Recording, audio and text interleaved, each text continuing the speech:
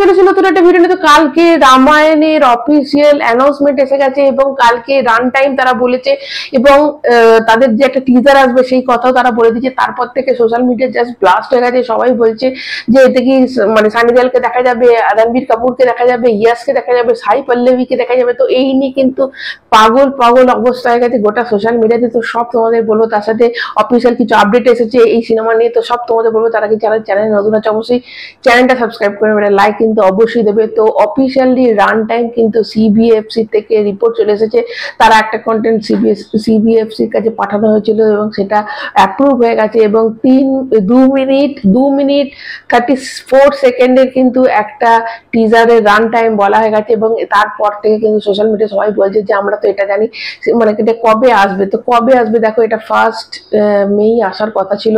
তোমরা জানো, তোমাদের বলেছিলাম যে কাশ্মীরের এই ঘটনাটা হয়ে যাওয়ার পর তারা কিন্তু পেছিয়ে গেছে এবং এইটা আসছে 3D অ্যানাউন্সমেন্ট টিজার, মানে একটা 3D। তারা এর থেকে বোঝা যাচ্ছে যে কি বিশাল ভাবে তারা রিলিজ করতে চলেছে। এই জন্য 1 তারিখে কিন্তু ওটার জন্য আসেনি এবং তার মানে কি এটা যেমন করে যে কোনো দিন কি এটা দেখিয়ে দেওয়া হবে না, তা নয়। এটা পুরোপুরি একটা অ্যানাউন্সমেন্ট করবে তারা এবং প্রপার একটা লিস্ট দেওয়া হবে যে কবে কোন হলে কোন টাইমে তাদের এটা মানে রিলিজ করাবে। পুরোপুরি এরকম করে একটা তারা ঠিক করেছে, ফট করে তারা কখনোই দিয়ে দেবে না। সোশ্যাল মিডিয়া তো তারা দেখো অবশ্যই দেবে। এবার তোমরা যদি বলো যে 10 মানে এই মাসের শেষে না, এই মাসের শেষে নয়, আজ থেকে আগামী 10 দিনের মধ্যে কিন্তু সিনেমা হলে কোন হলে কবে সব তারা প্রপার ভাবে বলে দেবে এবং তার সাথে এই সোশ্যাল মিডিয়াতে কবে দেওয়া হবে সেটা কিন্তু প্রপার ভাবে দিয়ে দেওয়া হবে এবং হলে কখন হবে সেটা কিন্তু রিলিজ দেওয়া হবে। তোমরা জানো নবীন মালহোত্রা এই মানে প্রডিউসারের কাজ করছে এবং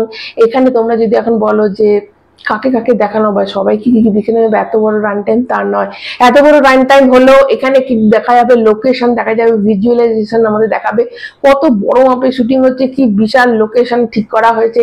তো এই গোটাটা মানে এই ভিজুয়াল জিনিসটাই আমাদের দেখানো হবে। অবশ্যই হয়তো শেষের কয়েক সেকেন্ডের জন্য হয়তো রাম সীতাকে দেখা যেতে পারে, আবার নাও দেখা যেতে পারে। যেটা দেখো 2-2.5 বছর 1 বছর 1.5 বছর বাদ যে সিনেমাটা রিলিজ করছে, তো সেই সিনেমাটার এখন থেকে কখনই কোনো কাস্টের মুখ কি দেখিয়ে দেওয়া হবে সেটা নিয়ে একটু সন্দেহ আছে। তারা হয়তো রামায়ণের লোগো দেখানো হবে, রামায়ণের যেটা লোগো সেটা দেখানো হবে এবং ভিজুয়ালাইজেশন দেখানো হবে। বিশাল বড় মাপের একটা যে লার্জার দ্যান লাইফ যে একটা হচ্ছে এবং দিনেশের, তোমরা জানো দিনেকের মানে ভিএফএক্স এর কাজ, তো সেইটা কিন্তু দেখানো হবে যে বিশাল মানে লোকেশন এবং ভিজুয়ালাইজেশন আমাদের কাছে প্রেস করা হবে যে কি বড় মাপের শুটিং করা যায়। দেখো 3D মানে দারুণ লাগবে, 3D তে এইসব ভিজুয়ালাইজেশন দেখতে দারুণ লাগে। তো অবশ্যই একটা বিশাল বড় সিনেমা হচ্ছে এবং এর সাথে তোমাদের বলে দিই যে এই যে প্রডিউসার সে কিন্তু বলে দিয়েছে লিপসিং টেকনোলজি এখানে ইউজ করা হবে। লিপসিং টেকনোলজি কি মানে হচ্ছে হিন্দিতে, প্রথমে তো এটা শুধু হিন্দিতে শুটিংটা হয়েছে মানে হচ্ছে, তো এবার এটা লিপসিং টেকনোলজির মুখটা কিন্তু অটোমেটিক যে ভাষায় কনভার্ট করতে হবে সেই ভাষাতেই কিন্তু লিপটা নড়বে।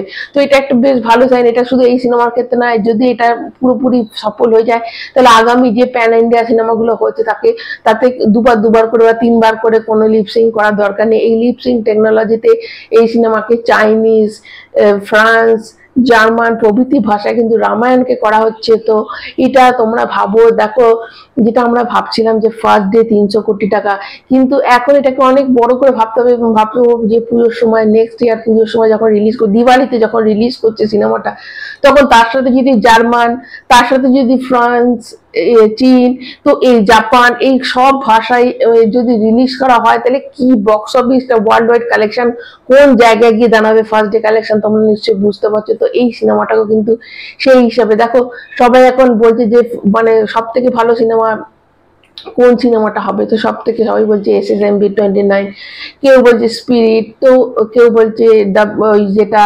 আমাদের আল্লু অর্জুনের সিনেমাটা। তো মানে তো এই সব সিনেমা থেকে কিন্তু এই সিনেমাটা অনেক হাইতে। রামায়ণ কিন্তু প্রথম সিনেমা হবে যে কিন্তু এত কটা ল্যাঙ্গুয়েজ হবে এবং প্রথম কিন্তু লিপসিং টেকনোলজি দিয়ে এখানে লিপস করানো হবে, মানে যে ভাষায় বলবে সেই ভাষাতেই মুখটা নড়বে। তো এটা একটা বিশাল বড় মানে বিশাল বড় রেভলিউশন যে একটা সিনেমা ইন্ডাস্ট্রি সেক্ষেত্রে যে আমাকে প্রত্যেকটা ভাষায় আলাদা আলাদা করে শুটিং করা দরকার নেই, একটা ভাষাতেই করবো, কিন্তু আমার মুখটা নড়বে কিন্তু যে যে ভাষা হবে সেই সেই ভাষা। তো এটা একটা বেশ অভিনব একটা জিনিস হচ্ছে, এই সিনেমার ক্ষেত্রে এক্সপেরিমেন্ট করা হচ্ছে। যদি সফল হয়ে যায় তাহলে তো এটা একটা রেভলিউশন আসবে ফিল্ম ইন্ডাস্ট্রি ক্ষেত্রে, যারা প্যান ইন্ডিয়া সিনেমা যখন হবে তখন প্রত্যেকটা ভাষাতে করা যাবে। তো এই ছিল আপডেট। এবং নতুন কবে রিলিজ হচ্ছে দেখো, আগামী 10 দিনের মধ্যে অবশ্যই রিলিজ করে যাবে। এবং হয়তো লাস্টের কয়েক সেকেন্ডের জন্য হয়তো রাম সীতাকে দেখা গেলেও যেতে পারে, কিন্তু সব থেকে মেন হচ্ছে ভিজুয়ালাইজেশন দেখা হবে, বিশাল বড় মাপের কথা, শুটিং স্পটটা কোন লোকেশনে করা আছে। তো এইগুলি মাথায় রেখে চলো, ভেবো না যে এখন সবাইকে দেখিয়ে দেওয়া হবে, কারণ সিনেমাটা রিলিজ করতে এখন অনেক বছর দেরি আছে, মানে পুরো 1-1.5 বছর দেরি আছে। তো অবশ্যই সেই দিকেই আমাদের চোখটা থাকবে। তো আপাতত এইটুকুই, আবার নতুন কোনো আপডেট এলে তোমাদের কাছে চলে আসবো। তোমাদের কেমন লাগলো আপডেট শুনে? যদি ভালো লাগে তাহলে চ্যানেলটা সাবস্ক্রাইব করবে, একটা লাইক কিন্তু অবশ্যই দেবে। সবাই ভালো থেকো, টাটা।